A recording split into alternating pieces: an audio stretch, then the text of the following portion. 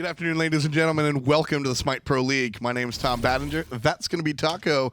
And today we've got North American action for you. eUnited taking on Trifecta, and then Space Station Gaming taking on Counterlogic. And this first set as well is just going to be such a crucial set for both of these teams. They're tied up right now as far as games played are concerned. And really between these two teams, if they want to break apart from the other, they're going to have to close it out. And eUnited wants it just as much as Trifecta. Now, of course, Smite Pro League is presented exclusively by Mixer. Thank you for joining us here on this wonderful platform. Fantastic stuff going on there in the chat. We'll make sure to get you guys involved as well.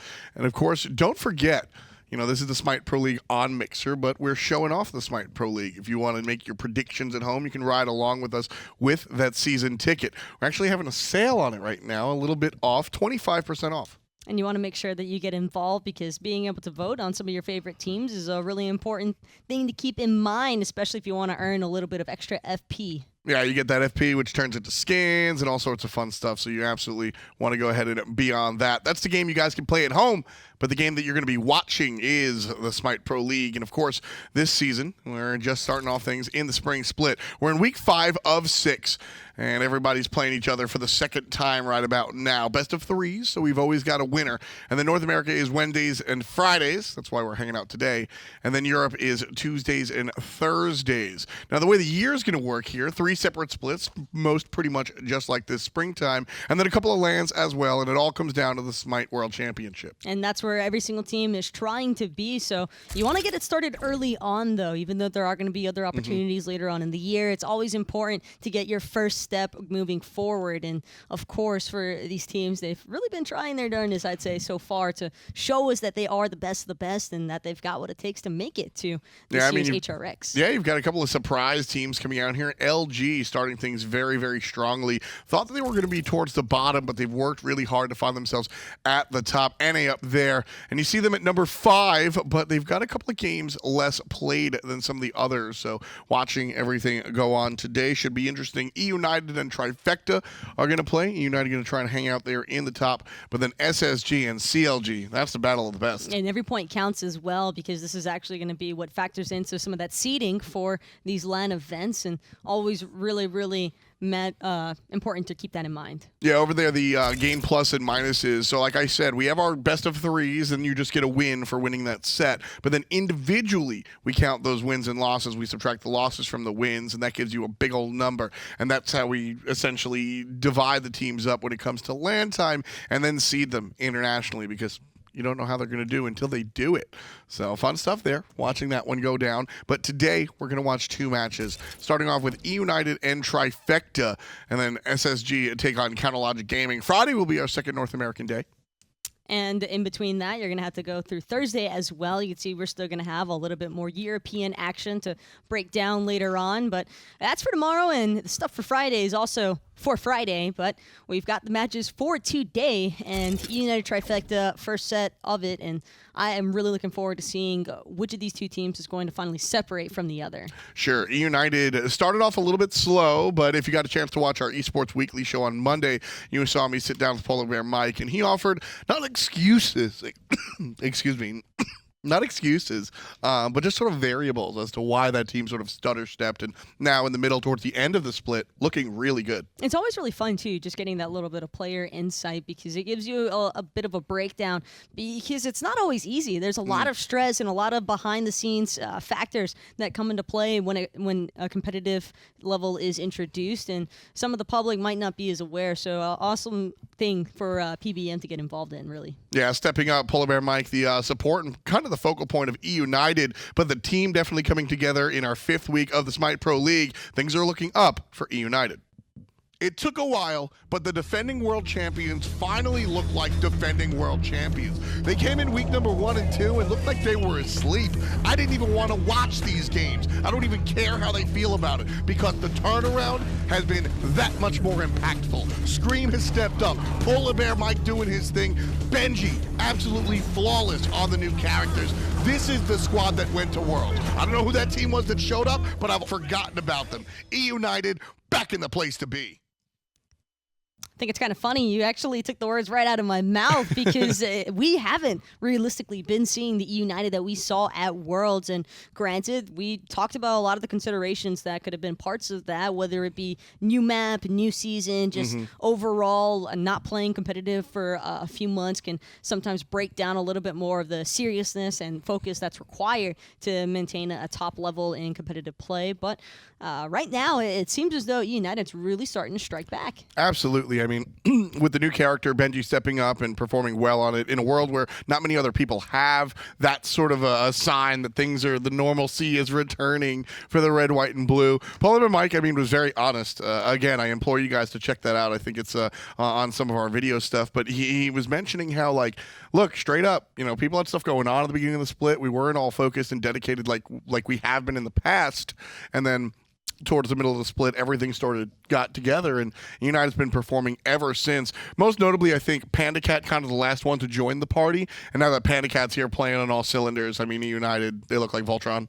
And it was, I think, an issue more so of inconsistency over everything else. eUnited, it's like they would have moments throughout matches where they seemed like they had it all figured out and they would look very promising, and then they just end up flopping when it came to closing out the set. And in some cases, they didn't even get that chance to try and make a comeback happen. But the recovery time is now, and with the only 2 teams being eligible from each region, it's making the competition pretty stiff here all around. Absolutely. eUnited in 3rd place. Their competition today is 4th place Trifecta. This team, I think kind of the opposite of eUnited. I'm stretching a little bit, but eUnited defending world champs, Trifecta, kind of a brand new team coming in here with some standout players, some standout moments. Trifecta working out in the North American scene, kind of bringing things together. Trifecta is a team stuck in the middle. They've got a lot of talent and they've got a ton of potential, but they haven't really been able to execute enough. Zapman has been stepping up a little bit, but Scary D, I ate my hat from last year. This guy has stepped up, and he makes the red, white, and blue look really good. I don't know if they're going to be able to win a lot looking at the tough competition, but this team is fun to watch, and they're going to keep improving. Yeah, watching those guys really bring it together. I mean, Zapman's been a focal point of the Pro League for a long time, and kind of hasn't been good in a long time, but here in Season 5, I've been very excited because Steve stepped up, and I think that's a big part of why Trifecta are actually performing. It feels harsh, I think, to try and label anything in particular as being a bad circumstance or whatnot. I think it's more so just rusty, I think is a better term to use. I think that for Zapman, he's kind of just struggled really with getting back into things. It seems as though for a moment after he took that hiatus away from competitive and decided to step down for a little bit, I don't even think that it was necessarily Zapman losing track of what's happening in the game as much as he kind of just lost, I think, a little bit of that motivation to be one of the top players for a while, and it's just now starting to come back to him. And there's clear signs of that resurgence of old Zapman wanting to be, the star of the show and wanting to get into the thick of things, but then it kind of just fizzles out in some games, and so consistency has, I think, always kind of lurked on Zapman's shoulders for a while now, and this is going to be one of the final years, I think, for him to really try and establish that he's still able to compete with everybody else. Well, one of the things that I do like about Trifecta, I think, is, Scary D, as I mentioned, but NeiruMah, longtime player, now stepping up into the Pro League scene. I think this guy kind of ties a lot of that together, and, not to knock on Zap, I think a lot of players kind of took a step back as Season 4 kind of trudged on, but new map, new meta, and everybody kind of feels a little bit refreshed here. So Trifecta and eUnited facing off right about now. Game 1 for this set coming at you right now. I'm glad that you brought up NeiruMah too, because he really is not even just the player perspective, but just as a person, an all-around great guy. And I think that that's fantastic because Neil has a tendency to bring the best out of everyone around him, and I think that's what he's really been doing for Trifecta lately too. Yeah, I completely agree. He's kind of the heart and soul of the squad, I feel like. Knowing Neil, I think he'd certainly agree, whether he admits it or not. He's kind of the glue that holds this team together, so hopefully the support can continue to do that. First round picks, or rather bans coming out. Trifecta going to say no to Nemesis and also take a nod towards Agni. Whereas eUnited, they're looking at Terra, one of the newer characters, I'll say. She recently got the change. Her ultimate's no longer global. It's around you in a radius, kind of like an active. So eUnited doesn't want to see her new stuff be flexed just yet. Some shots towards that mid lane, though, with the removal of the Agni. And in a way, I almost feel as though that could have potentially hurt Trifecta if it wasn't for the fact that Janus is still open. It seems as though eUnited actually opted to maybe skip a ban here. Yeah, we'll check in and see if that one is actually a past ban. But Janus, the first selection here from Trifecta, certainly a strong pick overall. I don't think anybody's really had an issue with the way Janus has been performing. I don't think anybody's been questioning whether or not Janus can perform so much as can the player piloting him make something nice happen. And for Trifecta as well, I think there's been a lot of questions circulating around their mid laner, Metyankey. I think that Met has always kind of been haunted by the same issue. He feels more like a hunter player, and even when he's on a mage, it still has some of those like hunter tendencies. I feel like it's not going to really make a whole lot of sense to people unless they're from like that hunter perspective. But you can just tell by like positioning, the way that they try to line things up and make it happen. But with the Janus, I really like the disengaging and engagement factor. You can be the star if necessary, or you can kind of just sit back and help your team make everything else happen. And be that utility guy. That's really what I've looked to Metyankey to do in this middle lane. That ban was Daji. So Achilles and Soul goes to eUnited. Achilles, Benji, one of the first players to look good on the newer characters, so I do like that selection. Fafnir and Hachiman for Trifecta, and just to touch on the Janus one more time, when we've watched Metyankey, I personally have found the most success coming to the Trifecta middle laner when he's playing these utility selections. When he's playing the Janus, when he's playing the Isis, he looks fantastic. When he's playing the Agni as well, so it's interesting to see them ban out the Agni.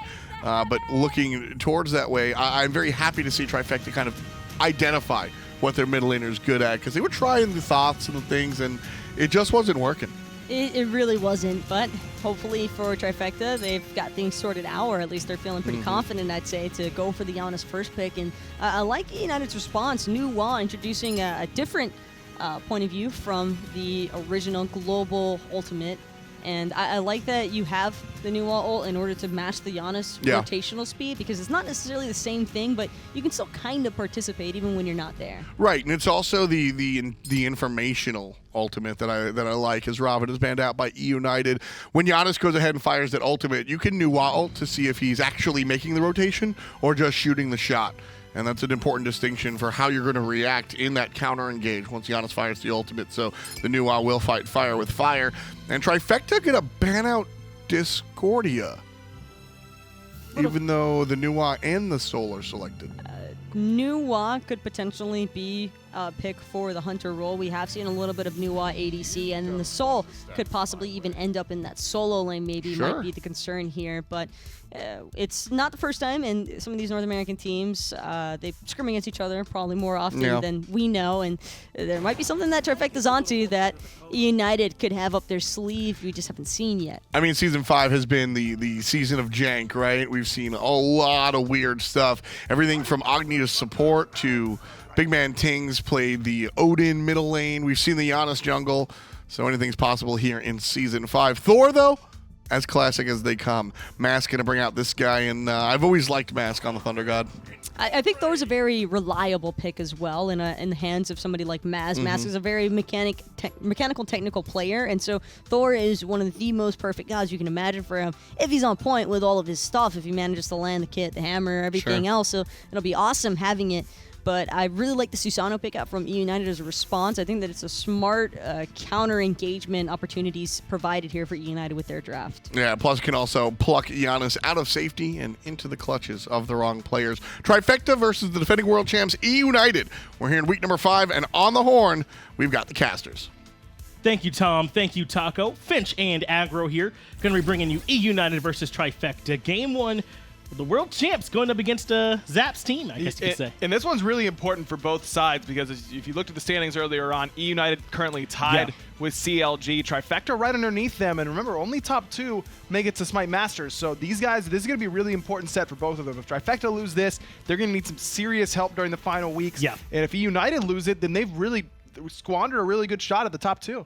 Well, I want to know, make sure chat, who do you think is going to be able to win? Make sure you vote in the poll. This game's important, so make sure y'all are getting it right. You've been doing a little bit better lately, make sure chat, so you want to keep that streak going. And eUnited's been off to a really hot streak themselves. I mean, they started off, what, 0-3, and have gone 4-0 since then. So this is, you expect that they'll be able to keep some of that momentum going. They've started to look like their old selves, and this picks and bans looks like a very eUnited sort of composition. I love Scream when he plays the Susano. Benji gets Achilles, who has looked a lot better as of late, particularly in the hands of competent solo laners like Benji. So I feel like eUnited probably got what they wanted in this draft, despite letting Trifecta get Janus. And this has been the kind of split that I love personally, watching it from the outside. It's been ups and downs. It's so difficult to predict. So, but before the season started, I would never said this was close, but now, I mean, who really knows who's going to be able to take this one out? But we are ready to start moving into game one here, Ryan. eUnited versus Trifecta, and see if Trifecta can hang with the big dogs. And it is going to be Benji's Achilles that I'm looking out for in this one. I mean, Scary has played so well on his own right, though, that how is Scary really going to be able to handle that Achilles in the lane? Because Scary and Benji, you would think that this would be in Benji's favor just based on the talent that Benji displayed during last year. But honestly, so far in this spring split, I think Scary's been the more impactful solo laner so far. I agree with you, at least consistency-wise. It felt like it took not just Benji, the whole eUnited squad maybe a little bit to come into their own. Yep. But I think that Scary D has looked good really the whole time. So I agree with you in saying that maybe it just took a little while for them to get there. Maybe right now at this moment, now that eUnited seem to have their legs underneath them, maybe not. But overall, I would say certainly, yeah. It feels to me like this is actually NA solo laners seem to be the most competitive role right now in any role in any region. I feel like NA solos are all playing at a really, really high level, and it says a lot that Scary D has looked like he might just be the best out of all of them. It is, and I know we thought, I mean, speaking of these NA solo laners, I mean, for a while there, we thought that Aquarius might be like that bottom line for that LG squad, but even he's looking good. Yeah. They're all so competitive, and you kind of see that testament to their competitiveness right now. World champs, only 63% over Trifecta right now. Kind of thought it'd be a bigger margin, but I think this is chat recognizing Trifecta are actually looking good. They really have, and I think this is well warranted that they have a really good shot at winning not only this game, but this entire set. Trifecta continues to get a little bit more consistent, and the overall talent level has never really been a question for this Trifecta roster. I think that everyone, when you just look at the 5 players across the array, say, yeah, these guys can win a lot of games against just about anybody, but can they do it consistently? Because all these players have tendencies to have bad games, bad sets, and then they end up losing because of it. Can they put it together and do it consistently? And it seems like they're starting to get there. Already getting there. Or at least getting their own buff. Here's Mask. Gonna be starting with Metyankey. We have seen some of the 2-2-1 start where the hunters join with the mid lanes in the mid and let the supports kind of handle the duo lane by themselves, but that's not going to be the start. In fact, Trifecta already coming over to their own red buff. I think recognizing that Ganesha Soul's a pretty tough duo lane to try and keep up with pressure-wise. Going to grab their own buffs instead. It looks like they'll be able to, they're just choosing to forfeit some of this wave to the tower, but I love what Zap and Neil do here. By hugging the wall in that purple buff, they're actually absorbing that experience. Not a lot of gold because the tower was going to clear all those minions, but they at least get the experience from some of those archers. Now, it will still mean that the eUnited's duo lane is ahead in gold and XP, but at least it's not quite as bad for Trifecta. Yeah, and this is a lead they're probably going to have either way, so what they've done is sort of maximize their gains, at least. If they accepted that they were probably going to lose the pressure either way, then NeiruMah and Zapman have kind of played this the best they could. Going a little bit aggressive here is going to be NeiruMah on the Fafnir. Takes a few soul autos back to the dome. In return, so they're going to have to back up. Haven't seen as much Soul recently. Remember, this is the patch where she receives a nerf to her passive, so PandaCat won't have as much early pressure once he's at max heat, which he is right now. It just gives her a little bit, you could actually box against her in lane once she has that passive stacked a little bit easier. Now, she'll still be incredibly potent, built with her typical damage. I prefer Soul to be just a ability power build, but you can build her with the attack speed build still and still do solid work. It really does look like NeiruMah and Zapman have taken that extra box potential they may have into consideration here. Elected to go with that upgraded sprint right off the bat. Going to give them a little bit of extra chance. Already level 3 and have regained control a little bit of the lane pressure. Not just a little bit, a lot. So if PandaCat and PolarBearMike get poked out too low, they've got some real potential to chase him down. I really love this upgraded sprint that a lot of supports pick up these days. Zap actually takes about half his health from PolarBearMike's damage, but Zap and Neil able to return it pretty well. Upgraded sprint just gives you so much kill potential in the lane early on. I mean, with the health pool being as low as it is in the early game, you can really punish someone for getting as low as even, say, PolarBearMike is right now. Already low as PolarBearMike, but so is NeiruMah. The dash lands, forced to jump away from that extra damage. Zapman also very low. They have the lane pressure here. They're the ones that stepped up too far forward, but as far as health bars are concerned, they've taken a little bit more than I think they bargained for over here in the duo lane. PandaCat and PolarBearMike now have them push back a little bit. They are low on mana, but Mask is here and waiting on them to go too far forward. This is a good opportunity. And PBM already used a sprint as well. Wall should be able to block someone off. Decides to block off PBM. No way for him to get away. Trifecta get the first blood. PandaCat able to escape, though. That could have been worse for eUnited, honestly. I felt like that was an opportunity for a potential double kill for Trifecta, but instead of trying to risk it and get both kills, I respect Mask's decision to just say we are going to guarantee at least one kill, and that's the first blood on the PBM. I think that phrasing is exactly what the decision-making was. You could go for 2, but any small mechanical misstep could mean that you don't get any. So instead, they make sure that they're able to get a kill and put someone behind. That's going to help their duo lane out a significant amount, as it looks like we're going to need to get Mask back here into the game. So a real brief pause coming out. We'll get everything sorted, but already looks like a good start here for Trifecta. It does, and Mask, if you didn't catch exactly what he started off with there, it's actually that enchanted buckler, I believe it's called. I don't know, what are those weird names for the tier 1s, but it's basically they're going to be there to build into either a buckler runic to shield. you, especially an enchanted one, Ryan? What is a buckler? It's like Finch? a buckle, like a Is it? buckler. Yeah, I don't know. Then why is there a buckle and a buckler? I respect that about you, but I don't know if that's actually what it is. But either way, it's going to build into either runic shield or ancile, and those are items that, because of the magical heavy nature of eUnited's draft, because of the Soul ADC and the NeiruMah in the mid lane, it just gives Mask that little bit of extra protection while still providing enough damage for him to be relevant in the early game. Now, I wonder if he's going to go into that Achilles or if it will be the Runic Shield. Now, Runic Shield would give him the ability to box a little bit better up on the 1v1, but I feel like he might want to prioritize the CDR that the Achilles would give him. It's also really strong on that passive. If he lands in the backside of the team fight, like going to the carries, one of these magical dealers, and procs that passive, gets that silence off, it can be very strong for him, where it can be most disruptive. So he's got a couple options here that he wants to choose.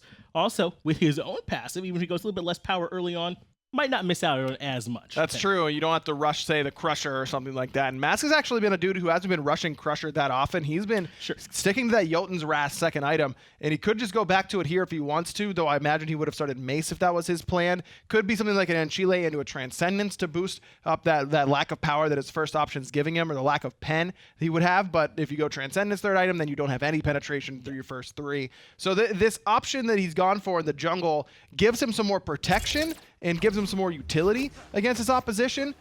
Enchanted Buckler. I knew it. I nailed it. What? That's what I called it, the Enchanted Buckler. Oh, it's the Enchanted Buckler. You got the name right, but it's a small shield. You're wrong about what it is. What do you mean? It's a small shield. You're the no, one who called it a buckle. buckle, you fool. On Finch, front of everyone on you broadcast. absolute fool. You were the one who called it a buckle. Chad will remember. You could actually, I mean, look, I'll come to your defense. You could probably buckle it. You could probably put that on a jacket of some sort and make it a button looking thing. Thanks for trying to bail me out there. Yeah, man. I got you, buddy. Yeah. Even though you tried to throw me under the bus. I did, and Chad would have believed me, I'm sure. They would have went right along. They definitely would not have. I think they would have. Chad likes me. Is that true? I don't know. What's your secret? I just get excited, man. Codes. Oh, you give codes? Yeah, that's it. I make chat work for the codes. Oh, you make them work? Yeah, I do. The other day I did a little poll on a little aggro trivia. I asked if if they knew my favorite color, if I was right or left-handed. They didn't know these things, and it hurt me on the inside. But eventually they got it.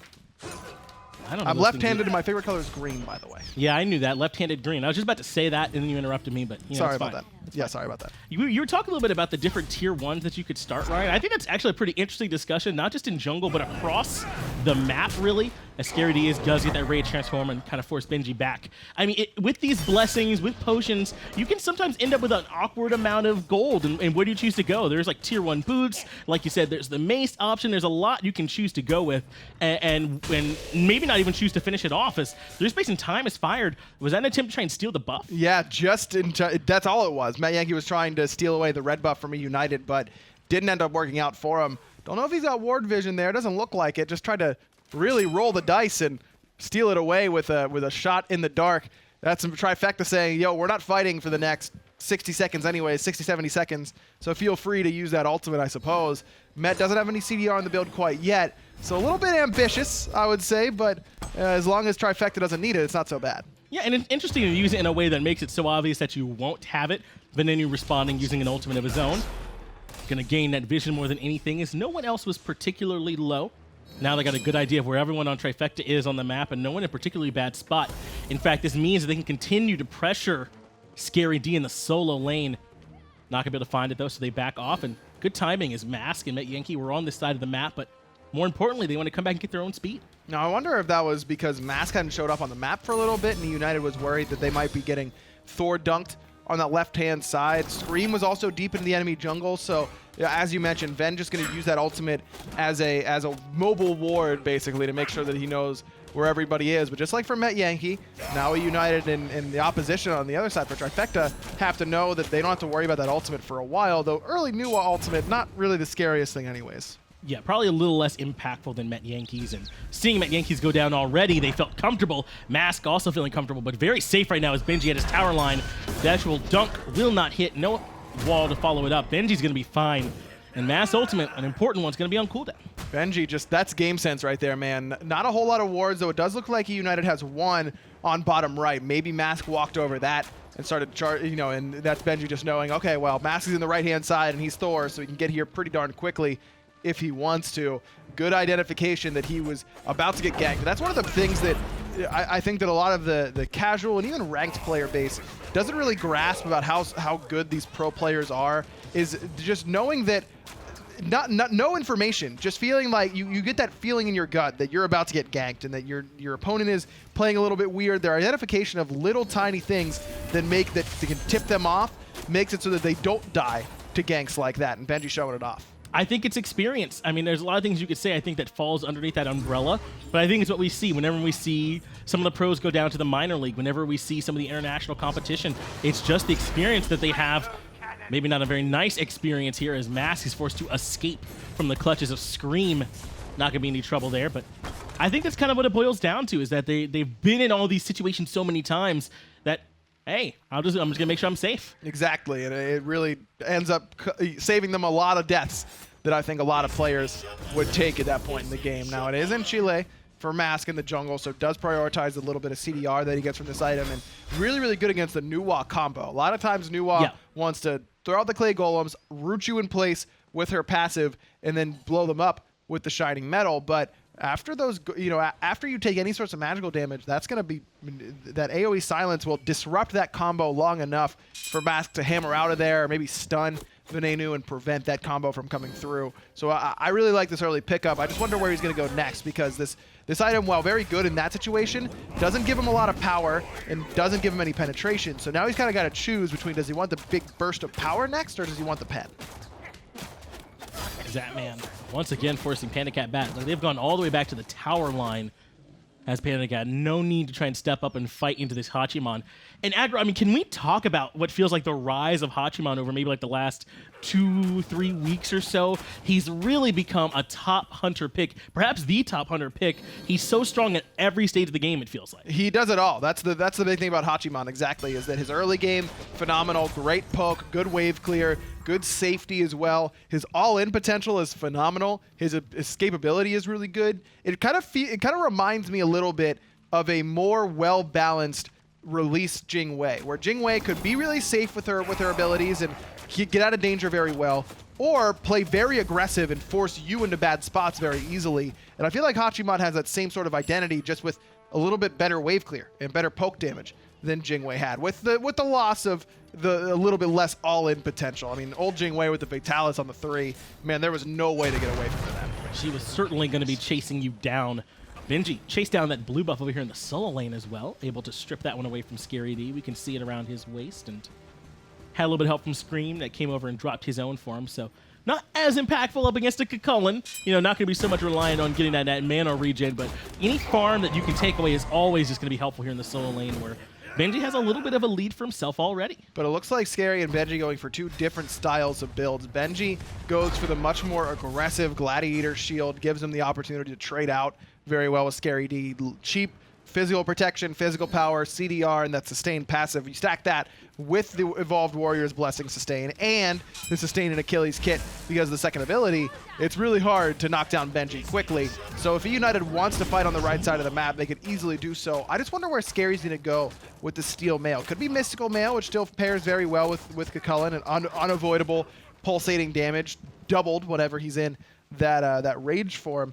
It could be an early Midgardian Mail to stop the auto attack from Benji. You've got a couple options with the Steel Mail here, but Scary's mostly playing for the mid game now. Scream is going aggressive right now, trying to take away this red buff, and he finds Metyankey in response. Mask goes up into the air, crashes down, returns the kill. The first kill for eUnited is returned by Mask. Now they're going to keep surging in the mid lane. A little bit of damage goes on to Venenu, but they don't find it. That was all off Scream, looking for the invade on that red. Really nice play by Scream. He finds the 1v2 basically with the kill, but even though it's a 1-for-1, as Ven's got to be careful now. Could be in a little bit of trouble, but PBM locks down NeiruMah perfectly on the Ganesha ultimate. Ven gets the credit because PBM can't, but what a play by the support. Yeah, and I think that was him de-transforming just at the wrong time as well. Zapman now forced onto the horse, turned around for the return damage. PandaCat is incredibly low, has to use the Aegis's mask, but he finds the in-hand, puts PandaCat into the ground. Zapman continues to go aggressive. The wall comes out perfectly to stop PolarBearMike from escaping. Zapman finds a kill for himself. 4-2 now for Trifecta. Man, that was such a great engagement from both sides. PBM has a great fight, not only with that ultimate at the right time on NeiruMah's detransformation, which wasn't as sick as I initially thought. You're right, he kind of locks himself in place, but then holds him there. But then the silence on the mask to save PandaCat's life for the moment, but PandaCat just up a little bit too far there, and Zapman's aggression is perfectly timed. And that's when Zapman's at his best, when he can play aggressive just like that. Scary D in a lot of trouble. In execute threshold, he finds it. Does Benji. 3-4 now are the kills. He's able to take down his direct lane opponent with a little bit of help from Scream in the solo lane. Love that play there, because that's one of those situations where Achilles doesn't need to do all the damage. With a lot of solo laners in that situation, you need to actually get the opposition to 0. It sounds kind of stupid, but when you keep in mind that the execute will bring, you only have to get them below that threshold, and then you'll be A-okay to kill them. Mass damage is crazy on the Venenu here in the mid lane. One wall, one hammer, a little bit of tick from the spin is all they need. Through space and time comes out from Metyankey as well, but yet another kill. That's just bad positioning there from Venenu. He's out of mana. Just got to give up your tower in that situation. Wall, again, separates Scream from the rest of his team. He does have the Typhoon available, uses it to get the knockup on all three members. At the portal is perfect beforehand to slow him down. Mass now has a chance to cut him off. He does land where they can get in range, but the blink over the wall, unstable vortex, missed. Wall hits again, still no hammer to follow this up. They're going to keep up the chase with the mounted archery coming from Zapman as well. I don't know, Scream's going to make it out of this one. The whole team barreling down on him. Has PandaCat here to drop the Supernova, but it's too late. Scream has fallen. Just eUnited, uncharacteristic here. Bad positioning from Venenu, and then from Scream, and Scream almost gets out of there from some good jukes, and did buy enough time that now eUnited has a chance at this Gold Fury. It's down to about half health. Benji's here, or rather Scary D's here though, and that's pretty good contest. Has to use the blink to get away. Gold Fury's been dropped though. That's really all Scary D need to do. It only cost him his blink. eUnited with their small window, Scary D slamming it shut. And Trifecta's up a pretty solid amount right now, Finch. I mean, about 3,000 gold at this point in the game, 2,500 to be a little bit closer, but the XP is pretty heavily in their favor. 2 levels for Zapman, a level for Metyankey, a level for Mask. The only spot where eUnited seems to have a real lead in XP is in that solo lane. That's a good sign because, as we talked about beforehand, Scary D's been a big component of Trifecta's success so far. But with Mask playing like this, 4-0-2, been a part of every kill so far for Trifecta, you're probably not too worried about Scary D so far. He's done a really good job on this Thor pick, and I'm glad we're seeing it. Thor's one of those gods. This is something I've always said. I don't think we have a whole lot of gods that you can't really play. Very few, if any.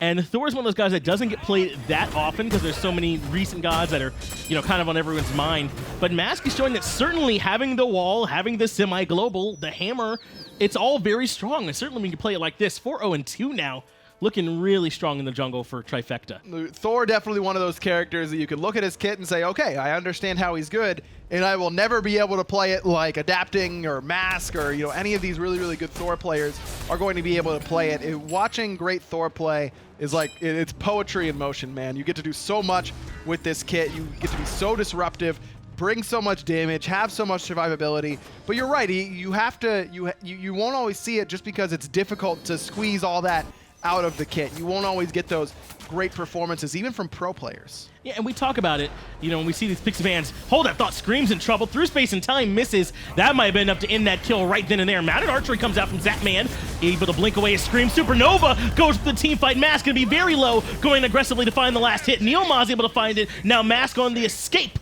with the sprint to help him get on out of there. They're gonna be able to get away with that kill, but could be trouble for Zap in the back. Aegis comes out, and he's gonna be able to still stay alive. NeiruMah is also gonna be able to make it away just long enough. That was close. That man on the back end of that was almost a lot of trouble. Couple clutch Aegises there by Trifecta members.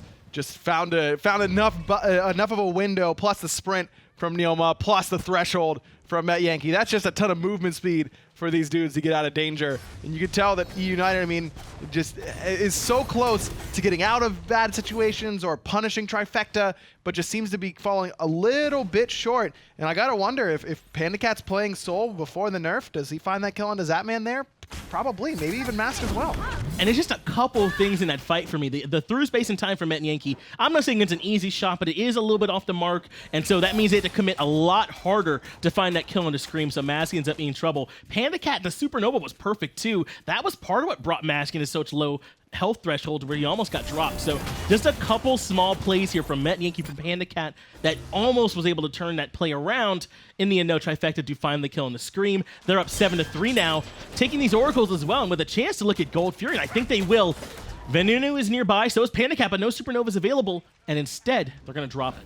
Oh, Scream coming around the back. Actually, he's going to blink away once he got slowed by that threshold. Mask almost caught up to him. He's got a huge lead right now in the jungle. 3 levels for Trifecta's jungler. I would have liked to see Trifecta stick on that Gold Fury a little bit longer though, because even though Scream was coming in, he had no beat. So you want to try and bait him in and punish him for that. PandaCat still hadn't backed, was very low on mana, had no ultimate, hadn't finished off this Warlock staff. That's an advantage for Trifecta, specifically for Zapman, since he picked up that Ichabal, is excellent in these early game fights, a little bit better than a lot of hunters are used to being right now in this point in the game. Ichabal can really slow up smooth out your curve overall. Plus, Neil was able to back and pick up this upgraded Sunder. Now, we saw him do this last week as well, but this is just Trifecta trusting their team to execute on the initial call. And Sunder isn't something that we've seen a whole lot of as of late.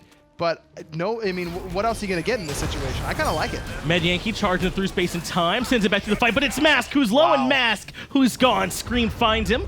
Venenu able to get some good damage in with the Fire Shard. Supernova hits on the Zapman as well. He must continue the retreat as Scary D and NeiruMah are still back in the engagement. Scream is looping in on the backside as well, and he's got his eyes set for Metyankey, forces him away. Now the collapse is on. Scary D and Neil could be between Scream, Benji, and the rest of eUnited as Gold Fury has been pulled. Down to half HP already. Benji going to be able to zone away effectively. This is going to go to eUnited. Great fight there from the boys, the defending world champions. And that's just the damage coming out of Scream's build, man. Insane. Crusher straight into Transcendence right after his boots are done. That's insane amounts of damage. And even with, he was down, what, 2 levels at the beginning of that engagement? 3 levels, if not more. You know, it was at least 2 or 3.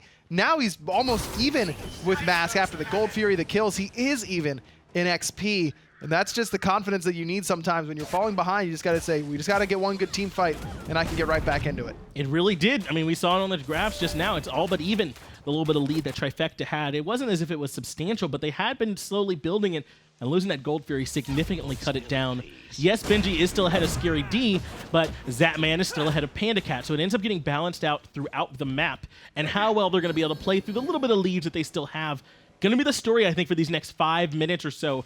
And we're really approaching the most important part of the game, I would say, too. Usually around the 20 to 25 minute mark is when we start to see those team fights that kind of break the game open. Exactly, and eUnited's well positioned to do well in those team fights because Venenu has finished off his Warlock staff almost, only needs 5 more stacks on that. Scream gets a nice survivability option with that Winged Blade, and Ven's working towards a Soul Reaver right now. PBM's upgraded his Horrific Emblem, a couple quick upgrades on the second relics for these supports already. PBM takes a little bit of damage there from Mask. What I was gonna say when it comes to that Sunder, I'm a little surprised that it doesn't go that NeiruMah doesn't pick up the Shell, because Shell's so strong against NeiruMah ultimate to just save those low health targets and keep them alive when the enemy team thinks they could be dead. Scary D could be in trouble. Has the entirety of Trifecta coming in to help out. Through space and time is committed, and Benji forced to use the Thorn. Stun lands, Typhoon lands, but misses the execute. Benji, that could have been huge. Instead, now they have to continue to aggress. Mass lands, that's going to have to get the stun. Dharmic Pillars comes out as well, bringing NeiruMah very low. Benji does find him, and the support ends up falling. That was almost a nightmare scenario, but eUnited clutch it back out. Man, eUnited almost make a hell of a play there between Benji and Scream. What, 2v4? Almost found the execute on a Scary D, but because Scary and one other member of Trifecta were so grouped up, Benji couldn't cut the corner and get in there, but doesn't end up mattering in the end because that Fire Shard's ultimate from Venenu does enough damage to help get the final blow onto NeiruMah. When again, PBM's ultimate ends up being a really big impact. These sprints have not been enough to get NeiruMah out of trouble there. And it was Trifecta was forced to respond. I think it was Scary D that was initially getting collapsed on, and then Met had to drop the through space and time. The whole rest of the team had to commit in heavily there, and I'm not sure if they really wanted to take that fight or if they kind of had to save Scary D in that situation. So in the end, they end up losing that tier 2 tower on that side, the Pyromancer as well. eUnited now started to move themselves into a position where they've got a lead.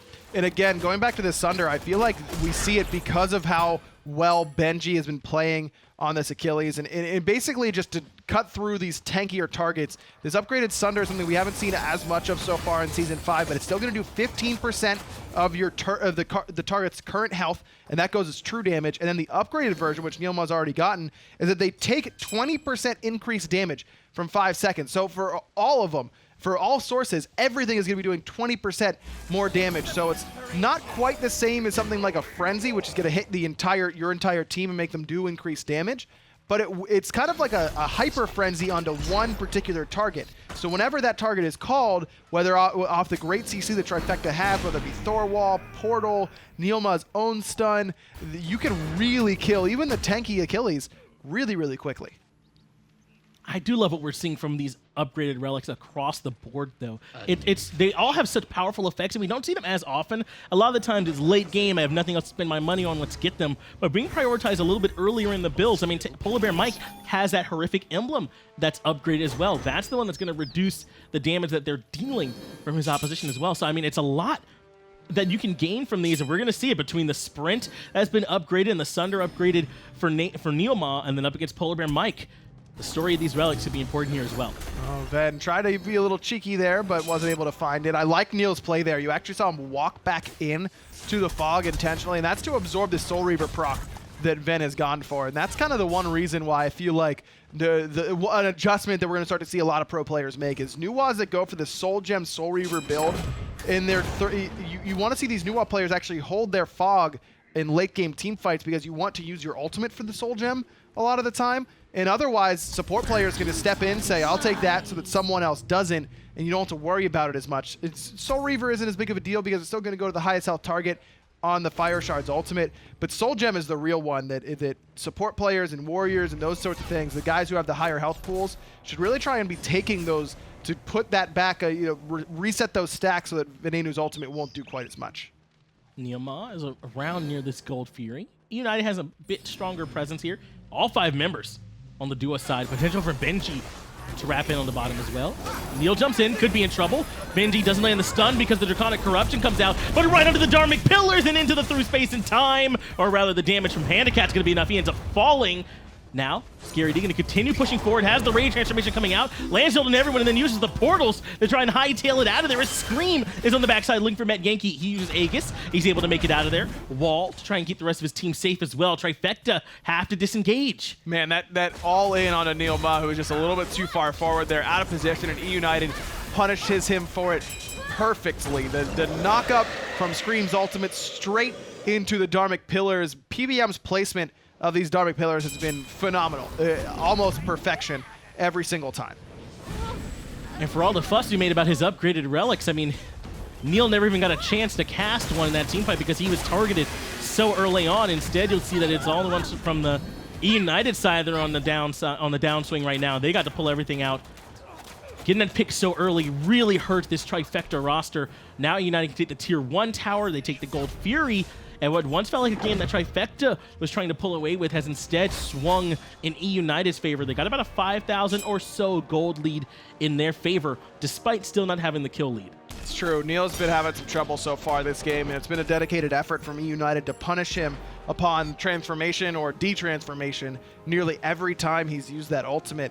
And Trifecta hasn't been particularly slow to respond either. I mean, Metyankey's been pretty quick on the trigger to try and get him out of danger with that through space and time. But in that situation, Neil was close to a couple walls, but not close enough to get pulled through one of those portals. Just Neil's got to work on the positioning, understanding that eUnited knows that that's their target right now. And Neil finishing off a Genji's guard, something that we don't see as much of these days. Again, just going for some builds, some items and relics that other players aren't using. That's typical NeiruMah stuff, and that's why I love to watch him play. The innovation really impresses me a lot of the time from this guy.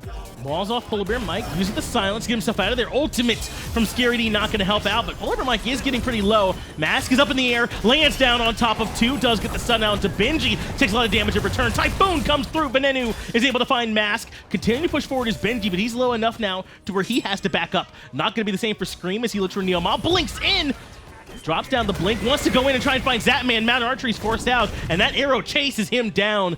Good damage. Trifecta only lose one member, and they've got to retreat again. Man, Scream's Typhoons have been so on point so far this game, and it's really been a big reason why United's been able to turn it around. Now if they can get this Pyromancer, that would put them up above 5k gold, and they really gonna try and pull Fire Giant here? I mean, Benji did teleport back in, full HP, and Trifecta thought that eUnited was backing. You know what happens when you assume, Finch. Yeah, you lose the Fire Giant, and that's what's going to happen here. eUnited grab the Fire Giant for themselves. No way for Trifecta to fight back into that one, or at least positional-wise. And you talked about the impact that Scream is having in this game. You're 100% right. But, I mean, look at the build he's got. It hasn't been all in on damage. He's got the Wing Blade and the Mad Guy's Cloak, an item we've been seeing a little bit more. He's not only going to be able to do damage, but going to be able to get out. He's got so much HP in this build for not a lot of investment into that. I mean, he got, what, 350 from the Magi's and then 300 more from the Wing Blade. He's sitting at 2605 in the health pool. That is no joke, man. That is a lot of health that Trifecta has got to find a way to chew through while Scream is doing major damage to them at the same time. This build, so cheap and efficient at damage and at keeping himself alive. I like it a lot. It's been strong for him so far. Scream may not have it in the KDA at 2, 3, and 4, but you'll see him at the second on the player damage charts, and his impact, if you've been watching, has been hard to ignore so far for this team. The Susano, so disruptive with the Typhoon, so Scream will keep an eye. See how I was able to keep things going. He's done, though. Titan's Bane is done, even going into that physical power potion. I mean, he's at the point where he's strongest. Man, I love this build from Benji as well. Just no boots from the man, and he's not playing Ratatosk here, but he's got enough movement speed between the Winged Blade and the Masamune where he doesn't need to get boots. I believe that's 10% from each of those. Normal boots give you 18%, so you're actually even a little bit faster. Isn't there like an Achilles on the beach skin? Or doesn't he have like a summer skin or something, Achilles? No. No? You're thinking of Hercules? Maybe I'm thinking of someone else. I was about to say, if you wear that, if you use that one, it's okay to not have boots because you're on the beach, but Achilles doesn't even have one. I'm wrong. Well, I mean, he's already wearing sandals. That would be appropriate beach wear as it is.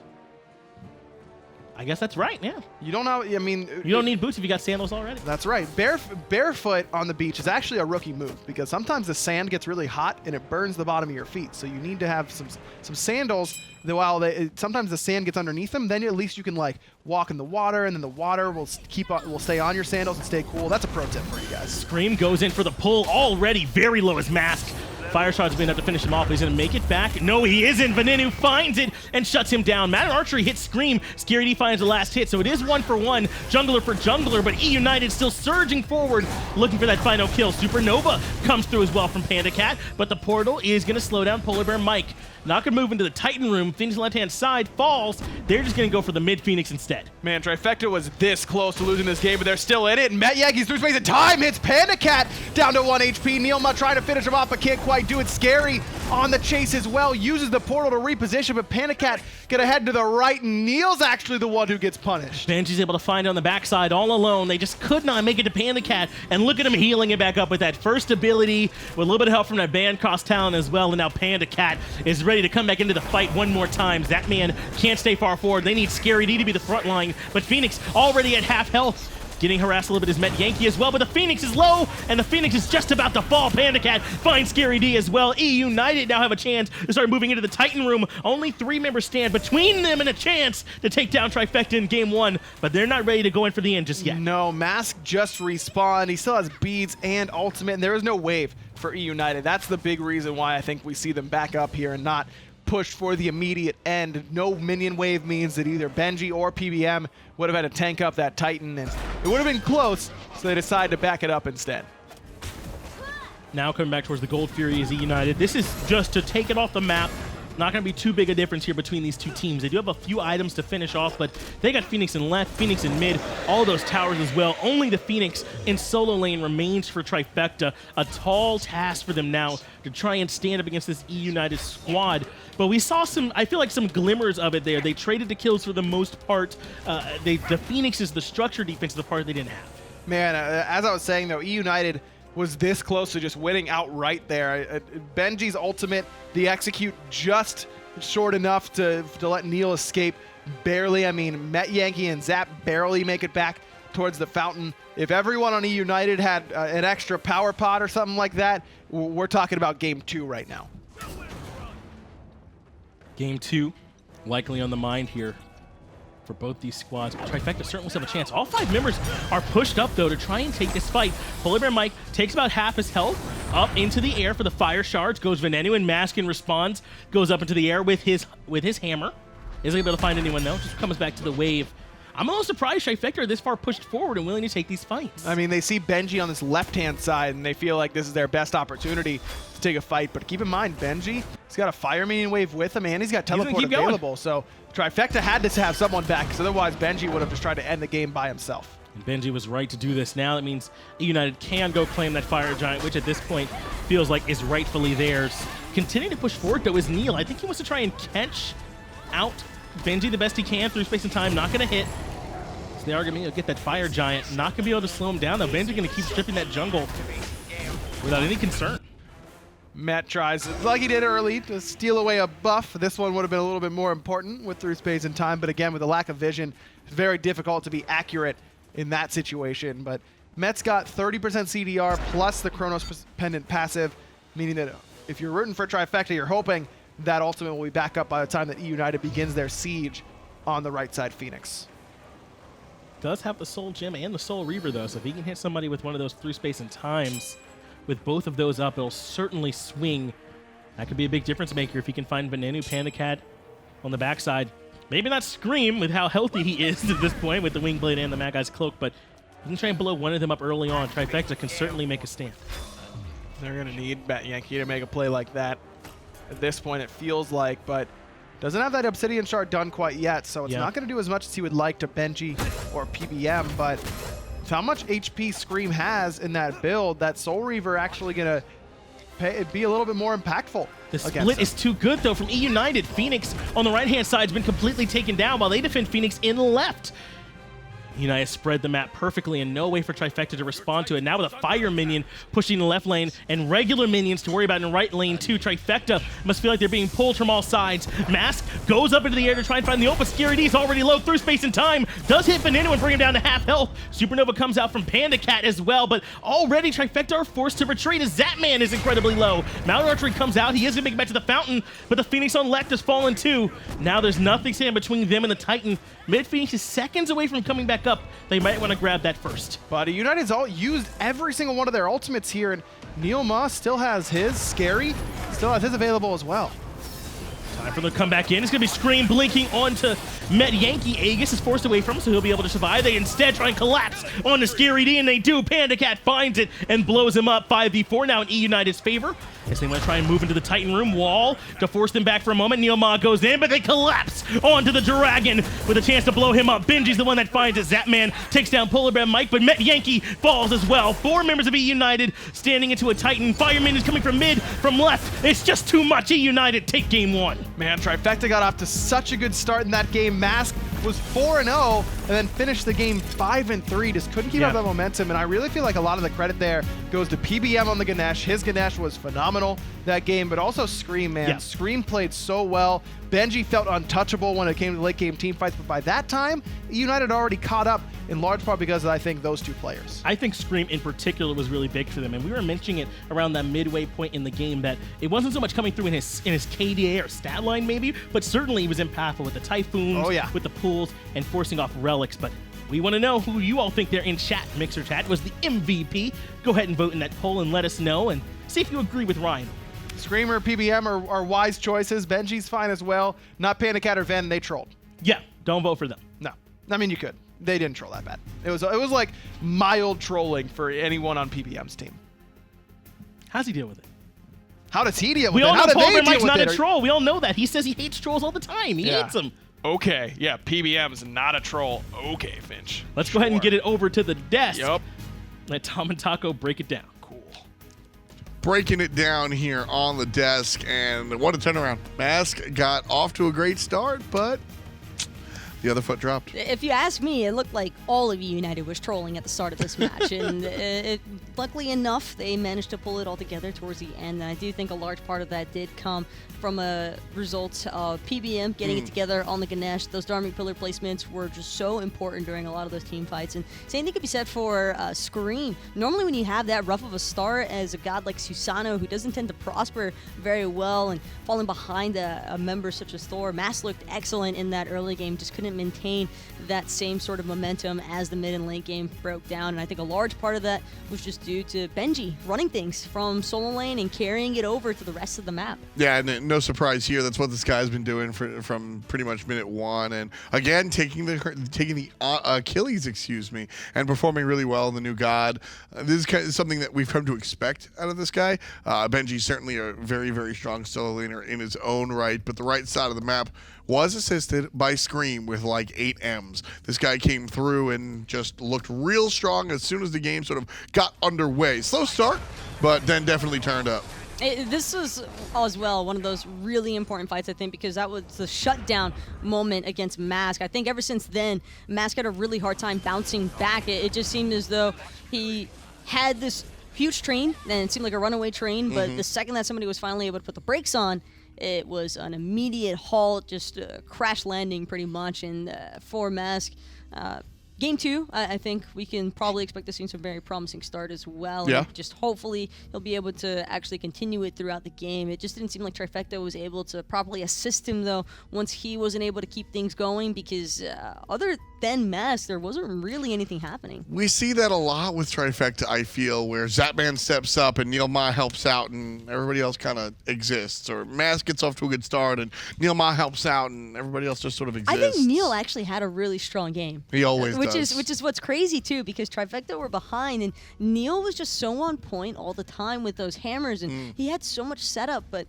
it just felt as though Trifecta, once they fell behind, they weren't really able to output the damage that they needed to off of that setup and some of the utility aspects of their kit, because it felt more like an execution kind of style for the composition. I think that's why it broke down, or it felt like it broke down so heavily and made it seemingly easier for eUnited to get the ball rolling. Well, they certainly